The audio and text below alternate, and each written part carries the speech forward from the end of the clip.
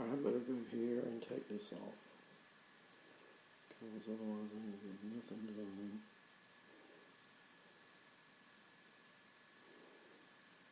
Okay.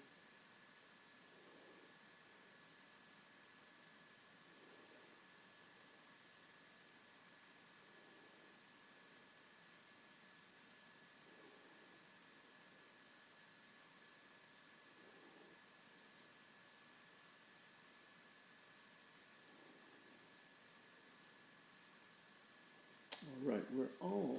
So let's press this button.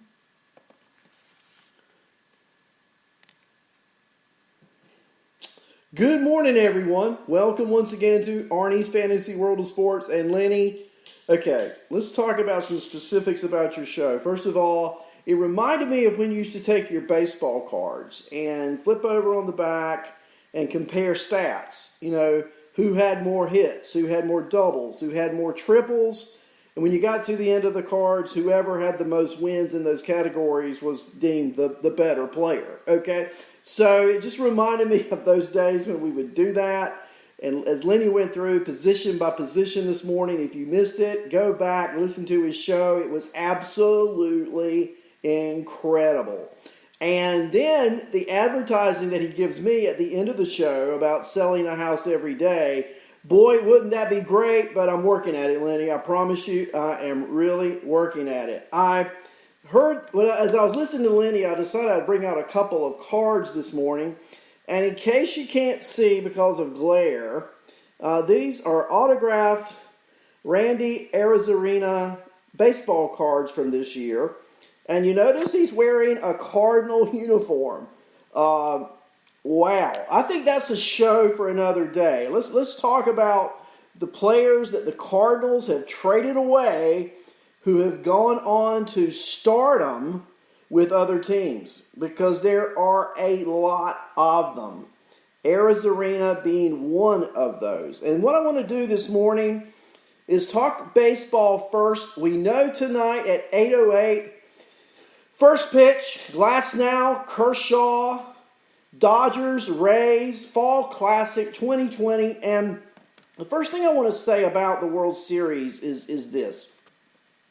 I think it's interesting that you've got a 60-game regular season, and during that 60-game regular season, the two teams with the best records in the American and National League, respectively, were the Rays and the Dodgers.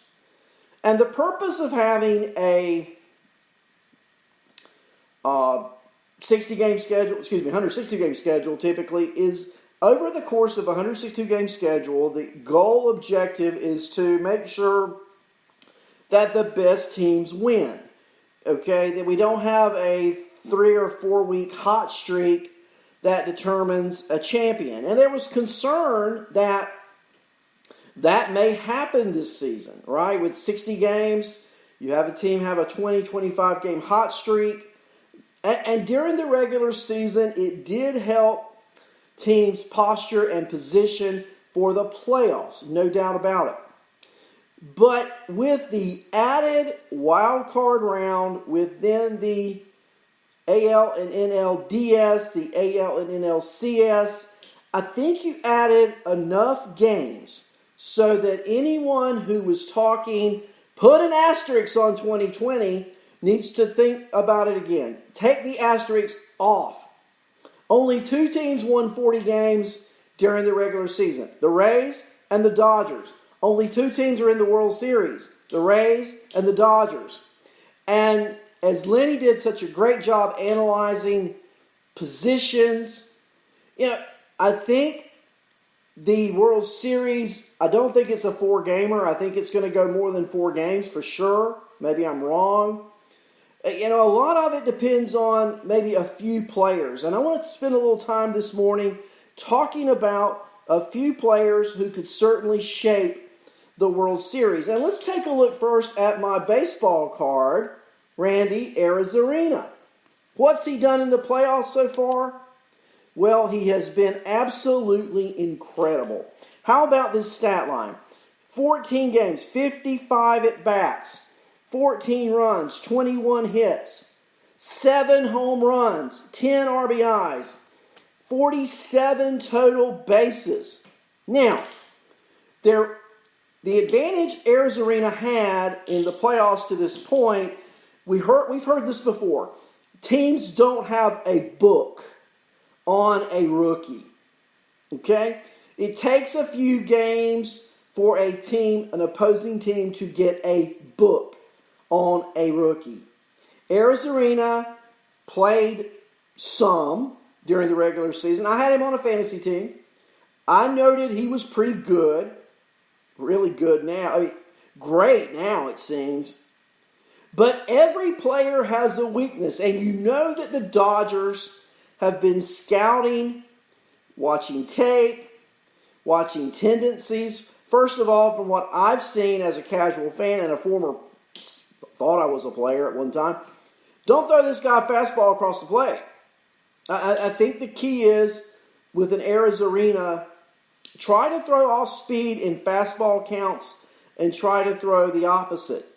Okay, so if I'm expecting a fastball 2-1, throw an off-speed pitch. If I'm expecting an off-speed pitch 1-2, maybe throw the fastball. I think you got to mix it up with him. And he has shown a great patience at the plate.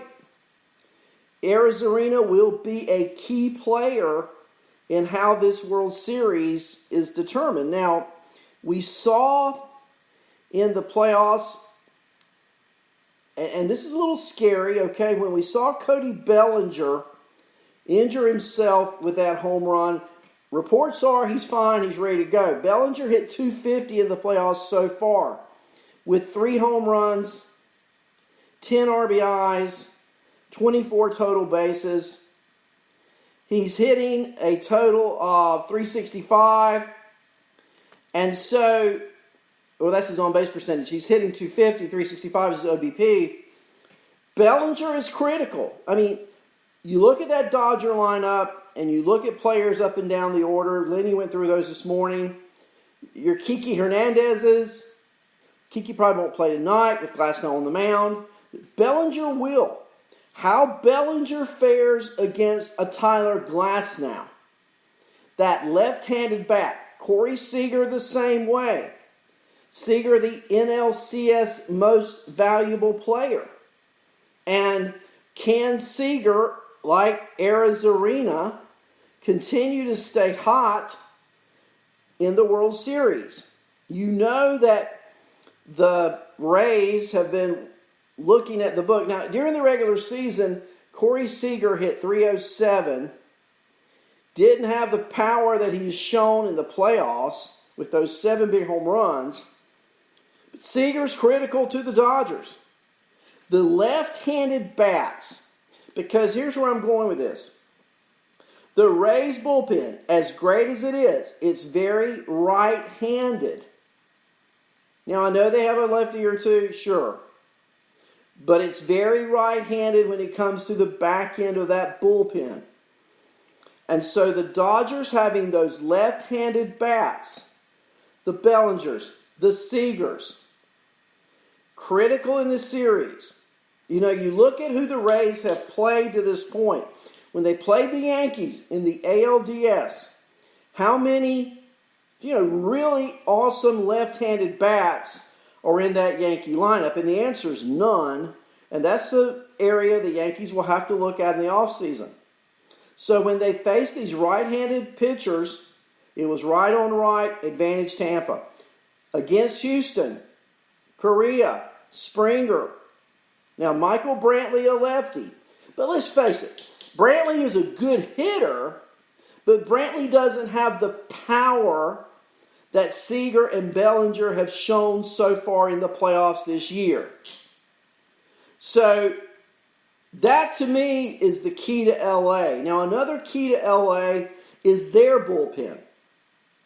Okay, Dustin May has been used as an opener. He's been used in middle relief. He's been, the jury's out. He's been good. He's not been good. Gosselin could be the key to the series for the Dodgers. How he pitches, how Baez Look, Jansen's not what he used to be. The bullpen of Tampa, to me, is the clear winner when you compare, and I agree with Lenny, when you compare the team's starting pitching, relief pitching, first base, all up and down the order. The relief pitching for Tampa, to me, is the strength and the one thing that makes me think Tampa will win the World Series. If they do, it'll be because their bullpen came through in a big way. And to counteract that bullpen, the Dodger left-handed bats have to be ready to go. Now, there was some talk, let's go to the Tampa side, some talk that Wander Franco might be activated for the World Series. If you have lived under a rock since 2017 or 18, let me push the rock away and let me tell you about Wander Franco. Number one international prospect in all of baseball. Shortstop, teenager, 19 years old. There is nothing reportedly he can't do. Run fast, hit power, make contact, defensively, slick, all of it. A great awareness on the field. And though it doesn't seem like they're going to do it, boy, wouldn't that be quite the twist to the World Series to place Franco on the active roster? Tampa has nothing to lose, okay? It wouldn't affect service time. Remember the guy for the Twins who got his first hit but doesn't have a hit yet? You know, it kind of boggles the mind. Kirilloff does not have a hit, but he does. So Franco could come out, if he were to be activated, be on the postseason roster, and could be a huge factor. Again, as Arizarena didn't have a book against him, neither does Franco. Anyway, maybe that's wishful thinking from a fantasy person, but wouldn't that be incredible for Wander Franco to pop out of nowhere and make the World Series roster? It would be incredible. You know, who knows? Glasnow's key tonight. I think the Rays.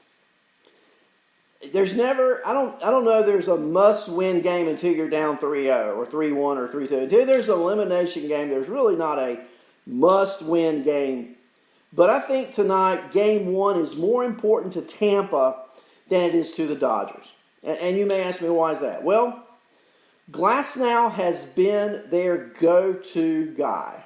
And let's face it, Walker Buehler has become that go-to guy for LA. If the Dodgers were to win tonight and beat Glasnow, frankly, I've not been impressed with Blake Snell. The Yankees hit him pretty good. Houston hit him. I mean, I've not been that impressed.